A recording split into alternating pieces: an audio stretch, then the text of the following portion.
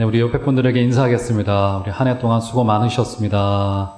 감사합니다. 네, 너무 수고 많으셨습니다. 자, 오늘은 2020년도 회계년도의 마지막 주 주일이네요. 어떻게 1년이 지나왔는지 모르겠습니다, 여러분. 올 한 해야말로 정말 쉼없이 달려왔는데 마치 그 안개를 뚫고 운전해야 되는 차처럼 한 치 앞을 볼 수 없는 상황을 우리가 지나왔다 이렇게 이야기해도 틀리지 않은 말일 것 같아요. 아마 여러분들도 그러셨으리라 생각이 되어지고 교회로서도 마찬가지입니다. 교회도 한 달 한 달 앞을 내다보기 힘든 상황이었고 계획한 것이 되는 것은 고사하고 지금 안 될 것들이 훨씬 더 많은 상황 가운데 교회가 쉽지 않은 1년을 보내왔다. 아마 우리 종암제일교회의 60년 가까운 역사 속에서도 이런 해가 있었는가 싶을 정도의 기억이시리라 생각이 되어지고 아마도 저와 여러분의 인생의 기억 속에서 2020년도의 한 해는 정말 강렬한 기억으로 남으리라 생각이 되어집니다. 어제 가만히 앉아있는데 그런 생각이 들더라고요. 하나님이 왜? 여러분 예배하는 거 잘못 아니잖아요. 맞잖아요. 아침 예배하고 수요일 모이고 금요기도에 모이고 그렇죠. 구역으로 모이고 바자회로 봉사하고 주중에 목요일 전도 나가고 이거 나쁜 거 아니지 않습니까? 나쁜 것 아닌 정도가 아니라 이것은 해야만 되는 일이고 우리에게 꼭 필요한 거지 않습니까? 가만히 앉아있는데 좀 근본적인 질문이 들어오더라고요. 왜 하나님이 멈추게 하실까? 왜? 우리 교회뿐이겠습니까? 여러분의 인생 속에서도 아마 여러분들께서 간절히 바라고 싶은 그런 어떤 마음의 소원들이 있으셨을 거예요. 그렇죠? 기도의 제목들이 있단 말이죠. 이루어지길 원하고 이거는 내 욕심으로 구하는 것도 아니에요.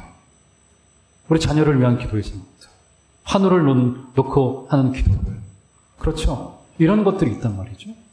그런데 하나님 기도를 응답하시지 않는 수준을 넘어서서 때로는 아까 장로님 기도하셨지만 사실은 이 바이러스의 문제 같은 경우도 사실은 하나님의 주권하에서 일어나는 일인 거잖아요. 그럼 도대체 우리에게 일어나는 질문은 왜 하나님이 멈추게 하시냐는 겁니다. 왜 하나님이 소위 태클을 걸어오시냐는 거예요. 발목이 접질리고 넘어지고 저는 근본적으로 그런 의문이 좀 들더라고요. 왜 하나님이 멈추게 하시고 때로는 왜 안 되게 하시고 심지어는 분명히 하나님의 이것은 뜻이고 분명히 이것은 하나님이 원하시는 일이고 그럼 예배가 뭐 나쁜 거겠습니까? 안 그래요? 모여서 하나님을 경배하겠다는데 성도 간에 교제하겠다는데 여기 뭐 나쁜 게 있겠어요? 그렇죠. 선한 일이란 말이죠.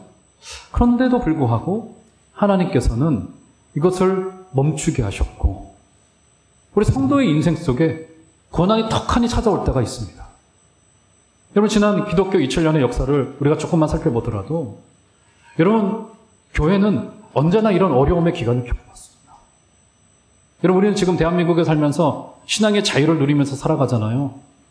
그런데 지금 이 순간에도 그렇고 지나간 2000년의 시간 속에서도 교회가 소위 말하는 물리적인 자유를 얻은 채 예배를 드렸던 시기가 그렇지 않은 시기보다 훨씬 더 작았습니다. 그 말은 뒤집어 말하면 무슨 말이냐면 지금 우리가 누리고 있는 신앙의 자유, 더 나아가서 정치적인 자유 이런 것들은 특별히 교회에게는 굉장히 드문, 그러니까 우리가 굉장히 드문 기간을 좀 지내오고 있는 거예요. 교회는 늘 박해 속에 있었고 고난 속에 있었고 그 가운데 성장했고 그 가운데 꽃을 피웠고 그 가운데 열매를 맺게 했단 말이죠. 저는 올 한 해를 마무리하는 설교를 이제 해야 될 이제 어제 준비를 해가면서 근본적으로 그런 질문이 제게 올라오더라고요. 아니 왜 하나님이 왜 풀리지 않게 하셨을까? 우리의 계획대로 되지 않는 건 좋아요. 근데 사실 하나님의 뜻인 거잖아요. 하나님이 우리로 모이게 하신 거고 우리로 걸어가게 하신 거고. 제가 몇 주 전에 한번 제가 주중 예배 때는 말씀드렸던 것 같은데 저기 김포에 있는 한 교회 성도를 만나서 대화할 기회가 좀 있었습니다. 근데 경기도 지역은 이제 여기 서울 부도심보다 훨씬 더 심각하더라고요. 근데 저보다 한 1, 2년 빨리 저처럼 이제 교회의 책임을 맡게 된 담임 목사에 관한 이야기를 들었어요. 비대면했다 대면했다 비대면했다 대면했다 이런 상황 중에 있는데 비대면 예배를 했다가 대면 예배를 하는데 담임 목사는 기대를 했던 겁니다. 나름 1, 2년 이 코로나 바이러스 없을 때 열심히 했고 성도님들이 잘 나와주리라고 하는 기대가 있었어요. 예배가 막상 시작이 되어졌는데 성도들이 생각보다 안 나오시는 거예요. 50%도 안 나온대요. 한 30%, 40%에 머물러 있는 거예요, 예배가. 어떤 용어를 써도 되질 않아요. 그러니까 한 몇 개월 지나고부터는 갑자기 담임 목사님이 저처럼 이렇게 주일 예배 설교를 인도하시던 중에 목사님이 갑자기 눈물을 흘리시더래요. 교회 이야기를 하면서. 그래가지고 거기 예배 현장에 나왔고 온라인으로 예배하는 성도들이 너무 큰 감동을 받으셨대. 우리 목사님이 얼마나 교회를 사랑하면 이렇게 눈물을 흘리면서 설교를 하실까? 기도회를 인도하실까? 뭐 이런 마음 때문에 감동을 했단 말이죠. 근데 문제는 뭐냐면 목사님이 또 울어. 2번, 3번, 4번, 5번 막 이렇게 우는 횟수가 늘어나니까 앉아 계신 성도님들이 굉장히 마음이 불안해지더래요. 자기도 너무 불안했대. 목사님이, 담임 목사님이, 젊은 목사님이 너무 자주 우시니까 그래가지고 이 남자의 눈물이 역시 싸면 안 되구나 싶은 생각을 들었습니다. 저는 한 10년에 한 번 정도 울까 그런 생각을 가지고 그냥 실없이 웃어야 되겠구나 싶은 생각을 제가 했습니다. 제가 그런데 그 담임 목사의 마음이 이해가 돼요. 왜 그렇게 마음이 안타까운지. 힘든 거죠. 그런데 근본적으로 드는 그 질문은 감정적인 문제를 넘어서서 왜 하나님이 고난이라고 하는 암초를 우리에게 주셔서 턱하니 걸리게 만드실 거냐고 하는 근본적인 질문입니다. 왜 그럴까요, 여러분?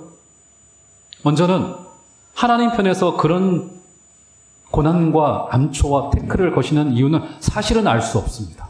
맞죠? 하나님의 속뜻은 알 수 없어요. 우리에게 얼마나 큰 원대한 비전과 어떤 계획이 그 가운데 숨어져 있는지는 우리 전혀 알 수 없습니다. 그런데 우리 편에서의 유익은 분명합니다. 그게 뭘까요? 고난 때문에 하나님께 부르짖기 시작해요. 여러분들도 마찬가지일 겁니다. 경제적인 문제가 있을 때, 자녀들의 문제가 있을 때, 미래의 문제가 있을 때 그거 놓고 구체적으로 기도해 나간단 말이죠. 기도를 쭉 해 나가요. 그러다가 기도가 깊어지면서 무엇을 깨닫게 됩니까? 기도가 깊어진다는 게 뭡니까, 여러분? 기도가 신령해진다는 게 뭐예요? 처음에는 고난 때문에 고난의 제목을 가지고 기도하기 시작을 했습니다. 그런데 기도가 진행되면서 어떤 걸 보게 되는 거예요? 하나님과의 동행이야말로. 그러니까 하나님이 기도 가운데 인지하기 시작하세요. 하나님과 교제가 깊어집니다. 그러다 보면 놀랍게도 반전이 일어나요. 우리가 원래 기도했던 기도의 제목에 대한 응답들은 아직은 주어지지 않았어요. 그런데 마치 기도의 응답이 주어진 것이나 마찬가지일 정도의 만족감이 찾아옵니다. 언제요? 하나님이 우리의 기도에 임재하실 때 그분이 우리와 동행하시고 그분이 고난이 있는 삶이지만 그분이 우리의 손을 붙잡아 주시는 이를 하나님의 임재를 경험할 때 비록 처음에 기도했던 기도의 내용들은 사실은 진척이 없음에도 불구하고 마치 기도의 응답이 되어진 것과 마찬가지로 기도 응답의 만족을 누리게 되는 것이 깊은 기도에, 그래서 기도의 중요성이 여기에 있는 겁니다. 고난이 주어진 우리 편에서의 유익은 분명해요. 사랑하는 여러분, 어려움이 있을 때 하나님께 부르짖으시길 바랍니다. 그 가운데 주어지는 최고의 복은 고난 가운데도 우리의 손을 절대로 놓지 아니하시고 함께하고 계신 하나님이야말로, 그것이야말로 최고의 기도응답이에요. 사랑하는 여러분, 그 하나님께 간절히 2021년도에도 매달리시고 교제하시고 하나님의 임재를 경험하여 주시고 그 어떤 것과도 바꿀 수 없는 하나님의 놀라운 사랑에 붙들리시는 여러분들 다 되어주시기를 주의 이름으로 축원합니다. 오늘 읽었던 시편 100편이야말로 바로 시인이 그렇게 하나님께 소리 높여 찬송하고 감사하고 또 그 하나님이 어떤 하나님인지를 고백했던 시편인 것임을 우리가 확인할 수 있습니다. 자, 먼저 본문을 한번 가보시죠. 자, 시편 100편의 표제어를 한번 볼까요? 자, 꺽쇠로 되어져 있는 것 여러분 성경에 다 기록되어져 있을 겁니다. 자, 표제어가 어떻게 되어져 있습니까? 예, 감사의 시다. 감사의 시라고 되어져 있죠. 자, 시편 100편은 표제어 자체가 감사의 시입니다. 그래서 아마도 이것은 이스라엘 백성들이 그때 당시에 감사의 제사를 드리거나 감사의 예배를 드릴 때 활용했던 노래의 가사였을 것으로 추정을 해요. 특별히 2절에 그의 앞에 나아갈지어다, 4절에 그의 문에 혹은 그의 궁정에 들어가서 이런 표현들이 동원된 것을 볼 때 아마도 이스라엘 백성들이 예배 때 제사를 가지고 제물을 가지고 하나님 앞에 나아갈 때 이런 구약 성경에서 그의 문에 들어가며 그의 궁정에 들어가고 그의 앞에 나아가고는 그가 제사를 드리고 예배를 했던 표현인 것임을 여러분 확인하셔야 됩니다. 그렇기 때문에 시편 100편은 아마도 예배 때 활용되어진 노래였을 것으로, 특별히 감사 예배 때 활용되어진 노래였을 것으로 우리가 추정해 볼 수 있는 거예요. 자, 본문 한번 들어가 볼까요? 1절 가보시면, 자, 1절 한번 다 같이 한 소리로 읽어보도록 하겠습니다. 시작. 온 땅이여 여호와께 즐거운 찬송을 부를지어다. 네, 온 땅이여라고 하는 말은 모든 사람들이여, 뭐 이런 말이 되겠죠. 심지어 피조물들이여 여호와께 즐거운 찬송을 부를지어다. 자, 이렇게 말했어요. 아, 이거 노래 부르라는 이야기구나. 뭐 그거 맞아요. 자, 그런데 여기 나와 있는 여호와께 즐거운 찬송을 부를지어다, 이 단어를 조금 더 분석해 들어가 보면 어떤 뜻을 가지고 있냐면, 한 가지 예를 들어 드리도록 하겠습니다. 제가 여러분 사실은 좋아하는 대중 가요 가수가 하나 있어요. 저는 지금까지 이제 젊어서부터 사실 이제 신앙이 있으니까 그렇게 가요를 뭐 즐겨 듣는 사람은 아니잖아요. 근데 꼭 이제 제가 한 번도 못 가봤습니다. 그럼 그 가수의 콘서트에 한번 가보고 싶은 생각이 들어요. 근데 지금 그 가수가 너무나도 거물급 가수가 되셨기 때문에 제가 티켓을 한번 알아보니까 한 20만 원 하더라고요. 또 그분은 콘서트를 늘 소극장에서 해요. 이렇게 많은 사람들 모여놓고 하는 게 아니라 뭐 한 200~300명 정도만 모아놓고 뭐 비싸게 받고 이렇게 좀 퀄리티 있게 이렇게 합니다. 가보신 분들 아실 거예요. 여러분, 가수들이 가서 어떻게 합니까? 공연장에서 청중들의 감정을 북돋기 위해서 어떤 말 합니까? 요즘 젊은 가수들은 그런 말 하잖아요. 소리 질러! 이렇게 하지 않습니까? 지금 1절에 이 말이 어떤 뜻이 되어지냐면, 소리가, 이 스피커 소리가 너무 커서 귀가 웅웅거리는 상태 아시죠? 이게 1절이 그런 상태입니다. 그러니까 지금 노래를 부르라고 하는 것은 조용히 뭐 읊조려라, 조용히 혼자서 노래 부르라 이런 정도가 아니라, 소위 말해서 떼창 하시죠, 떼창. 온 성도들이 함께 하나의 가사로 하나의 음을 가지고 하나님 앞에 소리 높여 노래를 부르는 현장을 묘사한 것이 바로 1절인 거라고요. 그래서 1절의 이 현장은 마치 개선장군이 돌아올 때 온 백성들이 환호하면서 노래 부르고, 저는 바라기를 여러분 이 마스크를 우리가 빨리 벗고 정말 함께 목소리 높여 찬양하고, 여러분 여기 서 있는 설교자의 어려움이 뭔지 아세요? 여러분의 표정이 보이질 않으니까, 여러분 설교라고 하는 게 이게 제가 일방적으로 말하는 것은 맞지만 이게 상호간에 소통이 되어야 되거든요. 그것이 이제 저는 이제 여러분들의 표정과 때로는 여러분들이 고개를 끄덕여 주시고 눈빛을 보내주시고 또 얼굴에 웃음을 띠시고 때로는 진지한 얼굴에 표정을 지으시고 하는 것에서 저는 소통을 한단 말입니다.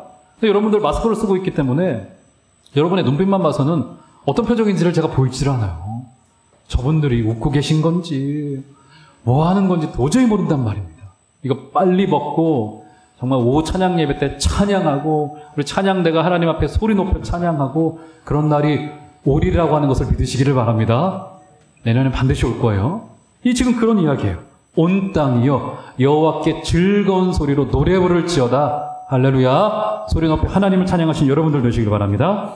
그러면서 2절 가보시면 조금 더 이제 나아가요. 자, 2절도 한번 한 소리로 보도록 하겠습니다. 시작. 기쁨으로 여호와를 섬기며 노래하면서 그의 앞에 나아갈지어다. 자, 여기도 나오죠? 여호와를 섬기 노래하면서 그의 앞에 나아갈지어다. 아마도 찬양대가 찬양을 부르면서 하나님께 높이 소리를 불렀던 것으로 확인할 수 있어요. 자, 그런데 2절의 전반절이 중요합니다. 기쁨으로 여호와를 섬기며 이렇게 말해요. 기쁨으로 여호와를 섬기다라고 말합니다. 자, 여기서 섬기다라고 하는 이 말에는 두 가지의 의미를 가지고 있어요. 첫 번째 뭐냐면 예배하다라고 하는 의미를 가지고 있습니다.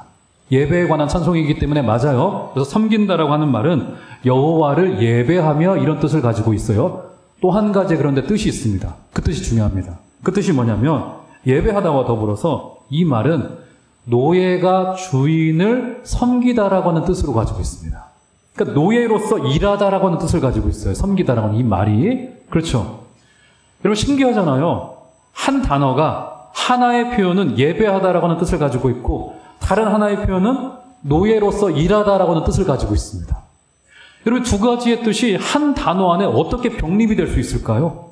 그렇지 않습니까? 예배는 우리가 자원하여 기쁨으로 드리는 것이고요. 그렇죠? 지금 노예로서 일하다는 것은 뭡니까? 주인에게 붙들려서 의무로서, 그렇죠? 명령으로서 바꿔서 명령을 수행하는 것이 노예로서 섬기는 것을 말하는 거 아니겠습니까? 그런데 지금 하나의 단어 안에 두 가지의 뜻이 함께 있는 거라고요. 어떤 의미가 되어질까요?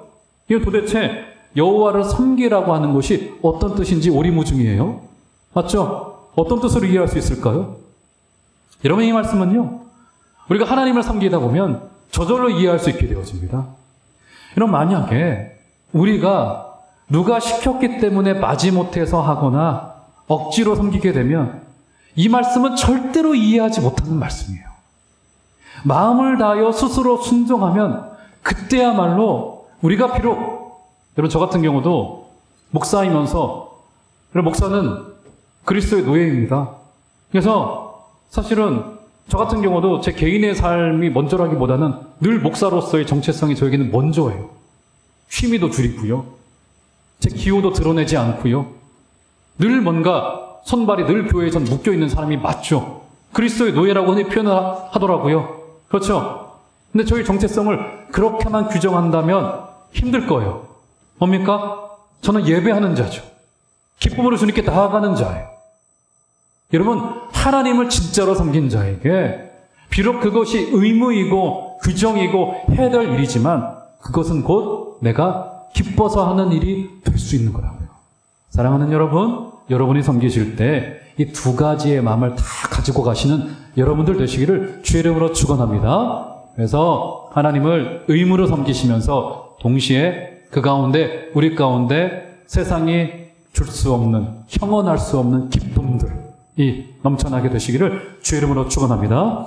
그래서 100편의 1절과 2절을 종합해 보자면 어떤 뜻을 가지고 있습니까? 결국 그렇죠? 다시 보시면 즐거운 찬송을 소리 높여 불러라, 노래하면서 그의 앞에 나아가라, 여호와를 섬겨라, 이런 표현들을 주고 있는 거라고요. 종합해 보자면 어떤 의미일까요? 이것은 소리 높여 기뻐하며 감사를 표현하라는 겁니다. 감사를 표현하라는 거예요. 여러분, 성경은요, 늘 우리에게 항상 감사하라, 항상 기뻐하라, 늘 감사하라. 감사가 명령처럼 주어져요? 율법처럼 주어진단 말이죠? 감사하라라고 우리에게 주고 있단 말이죠. 드는 생각이 어떤 생각이냐면, 우리 편에서는 늘 감사하기 힘든데, 그리고 왜 하나님은 늘 감사를 받고 싶어 하실까? 그런 생각이 든단 말이죠. 마치 무슨 애정결핍처럼 하나님께서 우리의 감사와 우리 기뻐하는 것을 받기를 원하시는 것일까? 이런 생각이 들어집니다. 왜 우리에게 늘 감사의 표현을 하라고 하는 걸까요, 여러분? 왜요? 왜 할까요?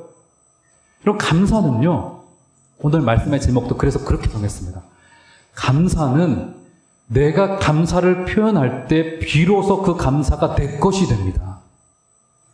감사를 표현하지 않으면요, 그 감사는 내 것이 되질 않아요.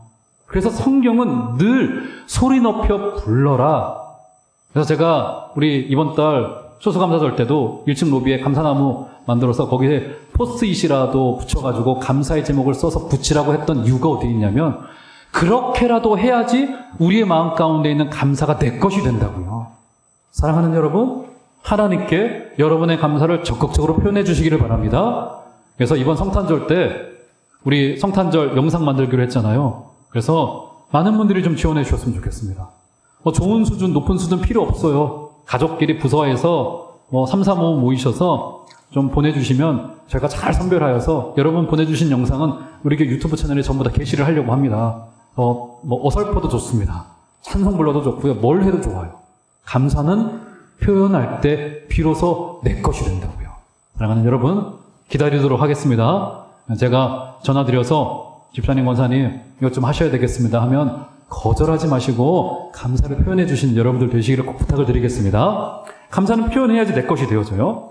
자, 그러면 우리가 그렇게 소리 높여 감사를 표현할 하나님이 어떤 분이실까? 자, 3절 가보시면, 자, 3절 보시면, 자, 3절이 오늘 말씀의 핵심 구절이에요. 3절. 한번 다 같이 한번 한 소리로 읽어보도록 하겠습니다. 시작. 여호와가 우리 하나님이신 줄 너희는 알지어다. 그는 우리를 지으시니요 우리는 그의 것이니 그의 백성이요 그의 기르시는 양이로다. 네, 이렇게 말해주고 있습니다. 네, 바로 그 하나님이 어떤 분으로 여기서 묘사되고 있냐면 총 4가지의 표현으로 하나님을 묘사하고 있습니다. 자, 첫 번째 3절 다시 한번 보시면 여호와가 우리 하나님이신 줄 너희는 알지어다. 첫 번째입니다. 그는 우리를 지으시니요. 예, 하나님이 우리를 만드신 분, 지으신 분, 결국 하나님을 창조주로 묘사하고 있죠. 첫 번째, 하나님은 우리의 창조주이십니다. 우리가 소리 높여 부를 하나님은 우리의 창조주세요. 여러분, 이 사실이 왜 중요할까요? 왜 중요할까요? 창세기 1장 1절에 나오죠. 태초에 하나님이 천지를 창조하시니라 라고 하는 창세기 1장 1절이 등장합니다. 여러분, 창세기 1장 1절이 해결되지 않으면 나머지 66권의 성경에 아무런 의미가 없습니다. 굉장히 중요한 사실이에요. 이 사실은. 여러분, 만약에 우리가 하나님이 우리를 지으셨다는 사실을 믿거나 인정하지 않을 때 어떤 일이 벌어지게 될까요? 어떤 일이 벌어지게 될까요? 2가지의 결과가 찾아옵니다.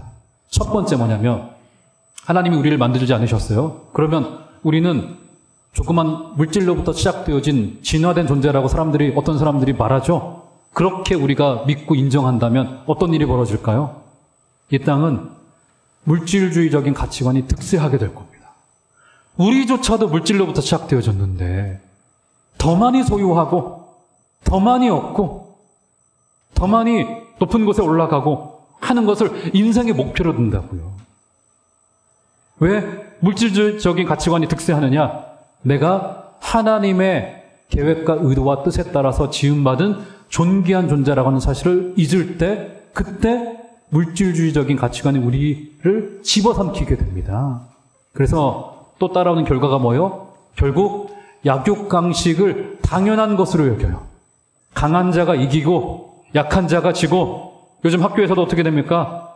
더 강한 애가 약한 애들 놀리고 괴롭히잖아요. 이게 왜 그렇습니까?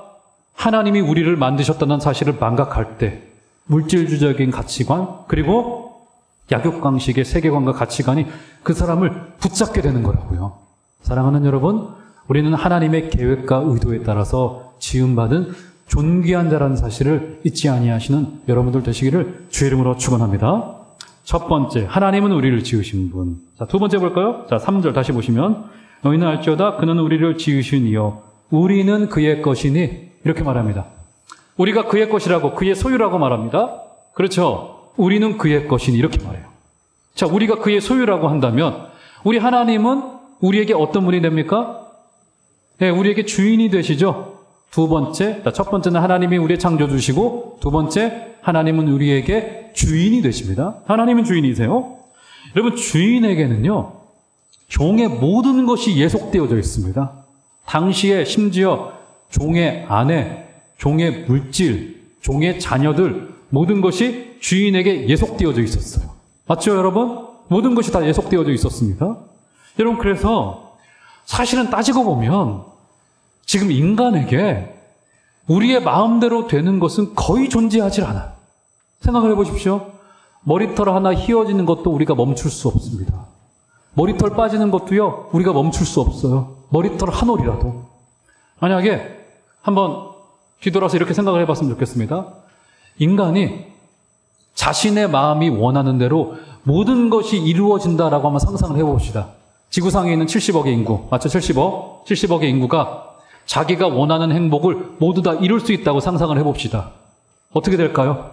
개인의 행복들이 다 이루어져요. 70억의 인구들이. 어떤 일이 벌어지게 될까요? 아마 이 땅은 지옥처럼 변화할 거예요. 지옥처럼. 맞죠, 여러분? 때로는 주인께서 당신의 주권대로 우리의 모든 것을 가지고 계시고 우리를 인도해 주셨기 때문에 우리가 이 자리에 앉아 있을 수 있는 것입니다.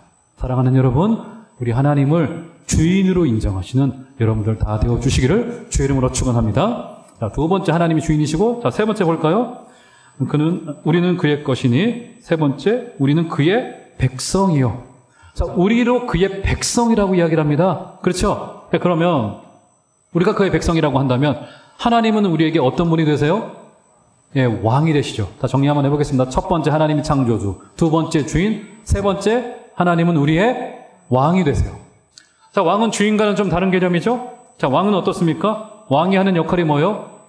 왕은 백성 대신 싸워주고, 백성을 보호해주고, 그래서 모세에게 하나님께서 주셨던 말씀이 뭡니까? 모세를 통해서 백성에게 주었던 말씀이 뭐예요? 홍해가 앞에 있습니다.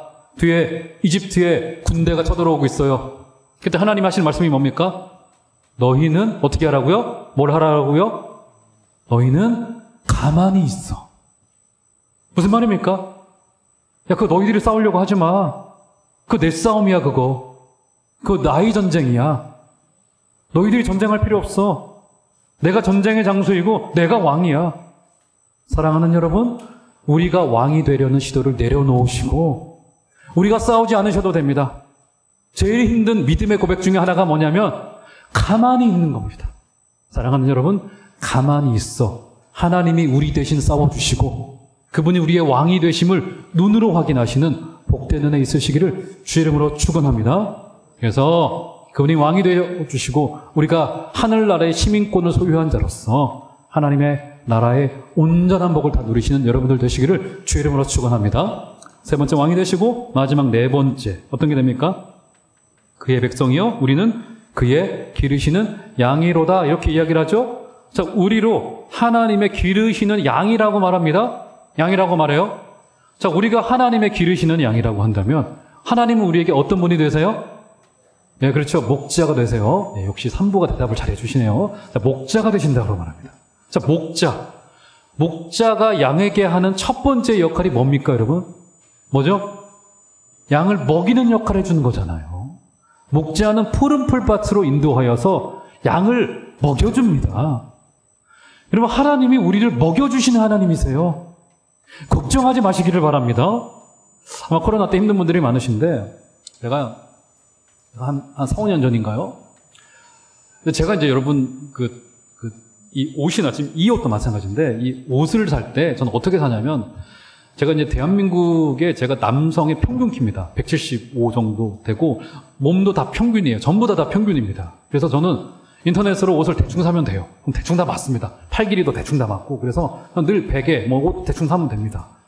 그런데 제 이제 습성이 뭐였냐면 인터넷에서 옷을 샀는데 옷뿐만 아니라 전자기기를 살 때도 마찬가지인데 늘 최저가를 막 털어서 검색을 합니다. 1시간, 2시간 동안 여기 보면 이 양복에 보면 여러분 여기 라벨이 있잖아요. 이 라벨에 이 옷의 고유 번호가 다 있어요. 영어와 숫자로 결합이 되어진 그것을 검색을 해가지고 그것을 검색창에 넣어요. 그러면 검색을 해보면 거기에 최저가가 뜹니다. 55,500원 뭐 이렇게 떠요. 그러면 저거는 55,600원보다 싸지. 혹시 55,400원짜리 없나? 막 찾아보고 다닙니다. 그러다 보면 저는 뭐 홈플러스나 이마트 가서 옷 사러 가는 것보다 시간이 더 오래 걸려요. 저는 그게 처음에는 내가 돈을 절약하는 사람이구나 싶은 생각을 했습니다. 그런데 한 4, 5년 전에 제가 그렇게 인터넷 검색을 1시간, 2시간 제가 하고 있는 거예요. 옷 싸게 산다고. 그런데 누가 뒤통수를 툭 때리는 느낌이 들더라고요. 내가 왜 이 짓을 하고 있지? 돈을 아끼려고 하나? 아니요. 내가 겁나서, 염려 때문에 그러고 있는 거더라고요. 그래서 그 뒤로부터는 제가 대충 검색을 안 하진 않아요. 대충 검색을 합니다. 이게 내가 염려하고 있구나. 내가 나를 먹이려고 하고 있구나. 여러분, 우리를 먹이시는 분은 하나님이세요. 그분이 목자가 되셔서 우리를 푸른 풀밭으로 인도하여 주셔서 먹여주시고 영혼의 꼴을 주시고 우리 육신의 꼴을 주시는 하나님이신 것을 믿으시는 여러분들 되시기를 주의 이름으로 축원합니다. 그래서 구제할 때는 듬뿍듬뿍 하시고 또 받으실 때도 많이 받으시고 이러시는 여러분들 되시기를 주의 이름으로 축원합니다. 그분이 먹이세요. 자, 한번 정리해 볼까요? 그럼 하나님 어떤 분이시라고요? 첫 번째, 하나님은 창조주이시고, 두 번째, 여러분 대답 안 하실랍니까? 나갈 때 시험 볼 거예요. 첫 번째, 하나님 창조주시고, 두 번째, 주인이시고, 세 번째, 왕이시고, 네 번째, 목자가 되신 하나님이십니다. 할렐루야. 2021년도에 우리 그런 하나님께서 우리를 붙잡고 계심을 꼭 믿으시고 승리하신 여러분들 되시길 바랍니다. 그래서 오늘 말씀의 결론으로 4절 5절 한번 가볼까요? 4절 5절 한번 한 소리로 2절 한번 읽어보죠. 시작. 감사함으로 그의 문에 들어가며 찬송함으로 그의 궁정에 들어가서 그에게 감사하며 그의 이름을 송축할지어다. 여호와는 선하시니 그의 인자하심이 영원하고 그의 성실하심이 대대에 이르리로다. 네, 하나님을 창조주요 주인이요 왕이요 목자로 깨달은 자는 결국 그분 앞에 나아갈 수밖에 없습니다. 그래서 성도의 첫 번째의 정체성은 하나님께 나아가는 자예요. 발걸음을 옮겨서 그분 앞에 그 문을 열고 들어가는 자. 이게 뭐라고 했습니까? 결국 제사하는 것, 예배하는 것. 성도의 첫 번째의 정체성은 예배하는 자입니다.